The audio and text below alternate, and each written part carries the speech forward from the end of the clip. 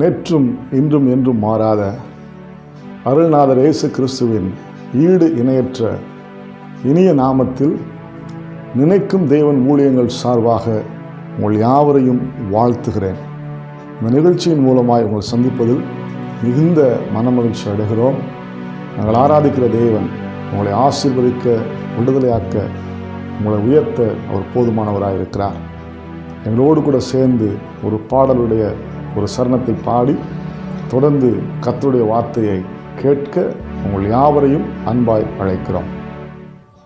எத்தனையோ கிருபை என்னுயிர்க்கு செய்தாரே, எத்தனையோ கிருபை நித்தமுனை மூடி சூட்டினதுமன்றி, நித்தமுனை மூடி சூட்டினதுமன்றி, செத்திடாதபடி ஜீவனை மீட்டதால் என்னாலுமே துதிப்பான்.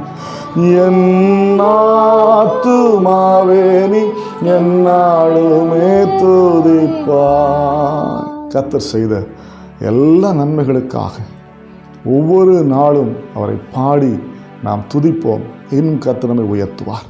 இந்த நாளில் காலை பொழுது உங்களோடு கூட நான் பகிர்ந்து கொள்ளும்படியாக எடுத்துக்கொண்ட வேத பகுதி சங்கீதம் 115 அதிகாரம் 12 வசனத்தின் முதல் பகுதியை நாம் வாசிக்க கேட்போம். கர்த்தர் நம்மை நினைத்திருக்கிறார், கர்த்தர் நம்மை நினைத்திருக்கிறார், அவர் ஆசீர்வதிப்பார், அவர் ஆசீர்வதிப்பார்.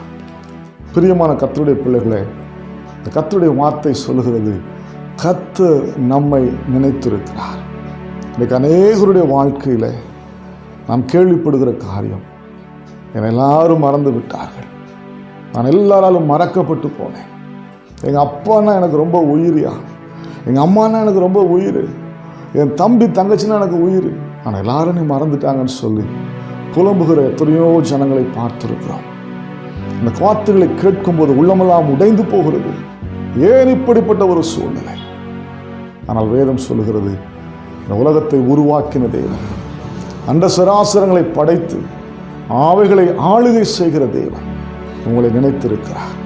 நீங்கள் எதற்கும் கவலைப்படாதிருங்கள், நீங்கள் எதற்கும் சோர்ந்து போகாதிருங்கள். யோசேப்பு என்கிற ஒரு மனுஷனை குறித்து நாம் ஆதியாகமத்தின் புஸ்தகத்தில் வாசிக்கிறோம். அவருடைய தகப்பன் அவனை அதிகமாக நேசித்தார். வீட்டில் முதல் பிள்ளைக்கு கொடுக்க வேண்டிய கனம் யோசேப்புக்கு கொடுக்கப்பட்டது. பல வருட அங்கியை வாங்கி அவனுக்கு உடுத்தி அவனுடைய தகப்பன் அவனை அழகு பார்த்தார், அவனை நேசித்தார். ஆனால் என்ன நடந்தது தெரியுமா? அவனோடு உடன் பிறந்தவர்கள், அவனை தூக்கி வளர்த்தவர்கள் இப்பொழுது எகிப்தினுடைய கையில் விற்று போட்டார்கள். அவன் எகிப்திலே வந்தான். அவன் இருந்த இடத்திலே அவனை கொண்டு அவன் இருந்த குடும்பத்தை கர்த்தர் ஆசீர்வதித்தார். ஆனால் சூழ்நிலை மாறினது. 14 வருடம் அவன் சிறைச்சாலைக்குள்ளே தள்ளப்பட்டான். அவனுடைய தகப்பன் மறந்து போனார்.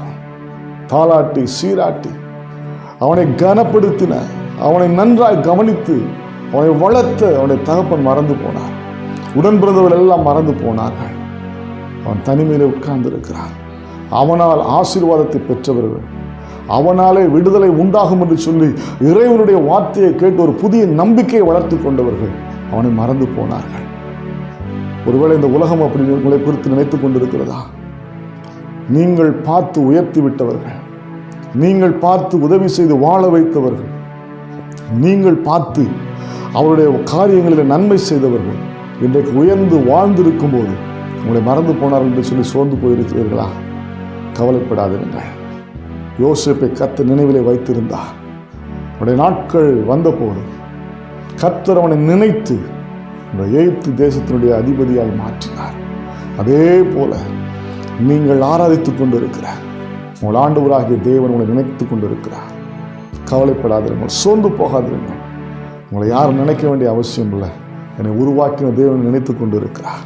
என்னை என் தாயின் கருவிலை உருவாவதற்கு முன்பதாக என்னை பெயர் சொல்லி அழைத்த ஆண்டவர் நினைத்து கொண்டிருக்கிறார் என்பது ஒரு பெரிய மகிழ்ச்சி, அது ஒரு பெரிய ஆசீர்வாதம். பிரியமான தேவனுடைய பிள்ளைகளை, அந்த நினைவு உங்களை வாழ வைக்கும். கர்த்தருடைய வார்த்தை சொல்லுகிறது, அவருடைய காருண்யம் நம்மை பெரியவனாக்கும், அவருடைய காருண்யம் நம்மை பெரியவனாக்கும் அப்படின்னு சொன்னார். அவருடைய நினைவு, அவர் நம்மேல் வைத்திருக்கிற தயவு நம்மை வாழ வைக்கும். நாம் இருக்கிற இடத்துல எப்படிப்பட்ட சூழல் இருந்தாலும், உங்களை உயர்த்துவேன், வாழ வைப்பேன் என்று சொன்ன ஆண்டவர் நிச்சயம் உங்களை வாழ வைப்பார். அவர் நினைத்திருக்கிறார். நீ என்னால் மறக்கப்படுவதில்லை. ஏசாயா 49ஆம் அதிகாரத்தில் வாசிக்கிறோம், தாய் தன் பாலகனை மறப்பாலும் அவர்கள் மறந்தாலும் நான் உன்னை மறப்பதில்லை என்று சொன்னவர். இதோ உன்னை என் உள்ளங்கைகளில் வரைந்திருக்கிறேன் என்று சொன்னவர். இமைப்பொழுது உன்னை கைவிட்டேன், உருக்கமான இரக்கங்களால் உன்னை சேர்த்துக் கொள்வேன் என்று சொன்ன ஆண்டவர். அவருடைய வார்த்தை மாறுவதில்லை. உங்களை நினைத்திருக்கிறார். அவர் நிச்சயம் உங்களை உயர்த்துவார். நிச்சயம் நீங்கள் ஆசீர்வதிக்கப்படுவீர்கள். உங்களுடைய வாழ்க்கை மாறும். உங்களுடைய பிள்ளைகளுடைய வாழ்க்கை மாறும். உங்களுடைய தோல்விகள் ஜெயமாய் மாறும். உங்களுடைய நம்பிக்கை நிச்சயமாய் ஒரு நாள் பெரிய மாற்றத்தை கொண்டு வரும். சோர்ந்து போகாதிருங்கள். ஆண்டவரை மாத்திரம் நோக்கி பாருங்கள்.